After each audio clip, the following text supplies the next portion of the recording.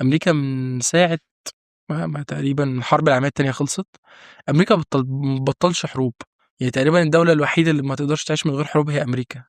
ليه ما بتقدرش تبطّل حروب أمريكا؟ لإن في جماعة الضغط الخاصة بإنتاج السلاح الأمريكي اللي هي شركات زي Lockheed Martin وشركات زي Boeing وشركات زي في شركات كتيرة أسماء معروفة يعني، بس في كذا big name.